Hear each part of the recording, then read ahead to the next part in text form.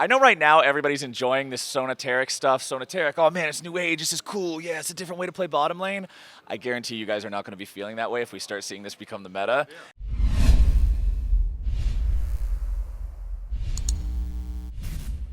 Well, the second game of finals is done here. We might get a 3-0. I don't know what's going to happen, but neither of us wants a 3-0. It'd be great to have the fans out there get really excited. Either way, I'm joined by Captain Flowers right now with coverage brought to you by Alienware to talk a little bit about how St. Louis has been. How's St. Louis been for you? Because you were asleep yesterday. This is what I know. Yeah. You fell asleep in the middle of the day. I was asleep yesterday. Whenever I had a very early flight coming out here on the first day. Very early flights equals I can't sleep the night before because I'm afraid I'll oversleep. So end up getting nothing.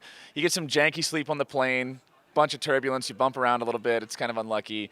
Then we have a bunch of preparation and rehearsals and things like that. So yeah, yesterday I literally got back after rehearsal and I brought back some McDonald's and immediately fell asleep watching Shrek and eating a 20-piece McNugget. So that's when I woke up halfway through the show and headed to Hotline League. Yeah. So which is, people feel like, I know a lot of people think the esports life is so glamorous. Like you travel the world and really it's just Captain Flowers falling asleep with 20 chicken McNuggets uneaten while Shrek is playing in the background in some hotel somewhere.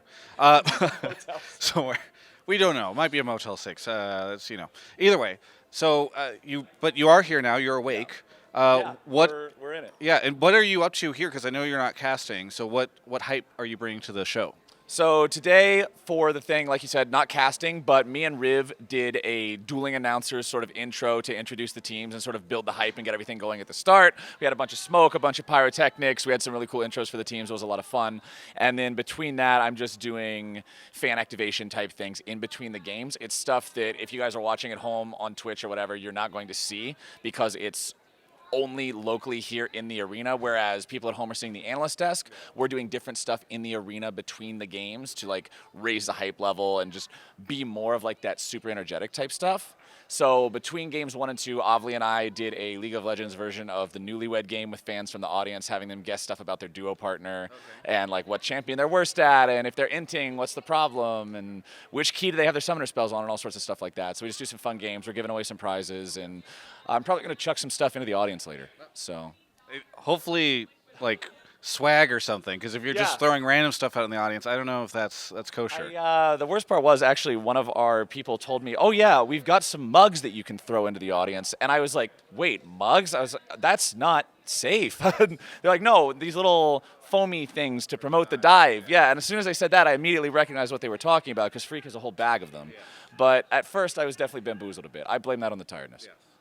Well, I did see the dueling announcers thing in the beginning, and I will say, it seems like at first you were left speechless. That's what I noticed. I was left speechless because, unfortunately, I was told there was a microphone issue that cut out my mic during my first couple of words. So found that out after the fact, but people said it was good other than that. Yeah. So I'm pretty happy with that feedback. I'll take that. See, I thought I was really impressed because it seemed like then you said something which nobody heard, but then Riv said something, and it sounded like Riv was like opening the show. So I was like, damn, did they just swap? Because now like Riv's got the mic, so he used the opening lines, and I would be really impressed if that was it. But what was the line that we didn't hear?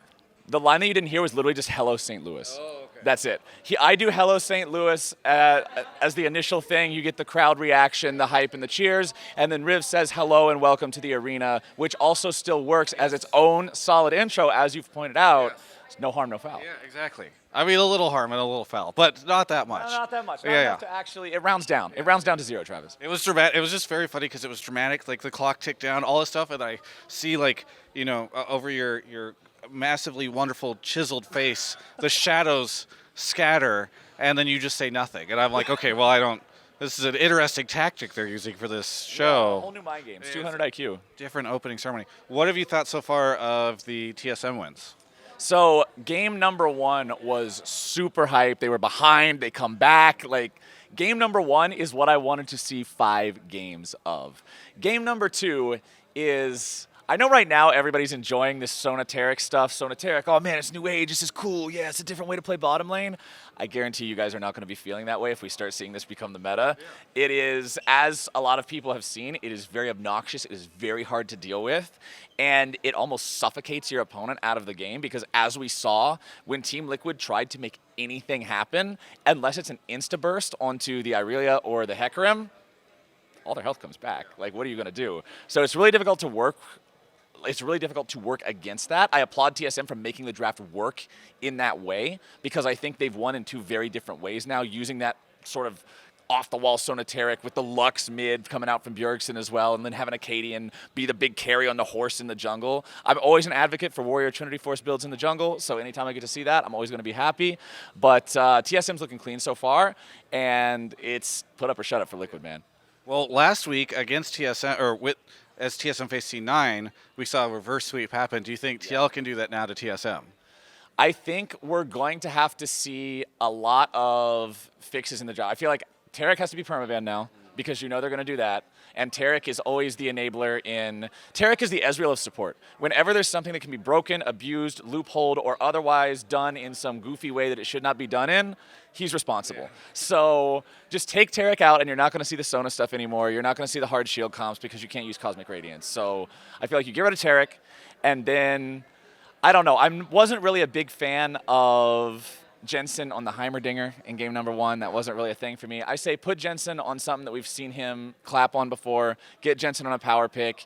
And double lift on the Ashe, I wasn't as big on either. I want to see double lift on something with some more outplay potential, because we've seen double lift pop off and outplay before. So I think that's your way back into it. And put impact on something that can minimize the fact that Broken Blade is popping off. Yeah. I think solo lanes have been heavily in the favor of TSM so far, and if Impact and Jensen can step up and mitigate that gap a little bit, I think Liquid, they still got a chance.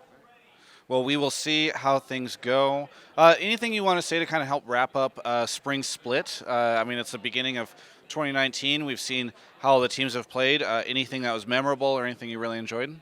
I mean, just the entirety of how this split started out. Everybody was expecting, oh yeah, it's all gonna be Team Liquid, and then you're gonna see like Cloud9 and TSM are up there, you know. But everybody expected all of this insanity from Team Liquid, and honestly, they did have an awesome regular split.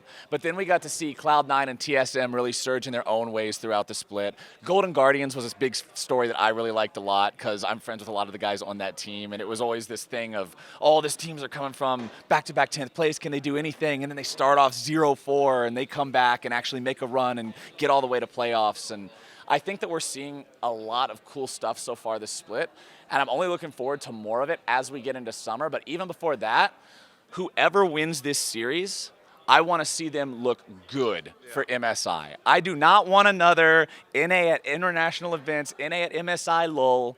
I want to see us make some moves. Well, hopefully that ends up happening to whoever ends up winning. Feels like it's going to be TSM at this point, but we'll see. We'll see. Either way, thank you so much, CaptainFlowers, for the interview. Really appreciate it. Anytime, my friend. And for everyone else, you can check out the rest of my coverage of all things esports right here on my YouTube channel. Don't miss it.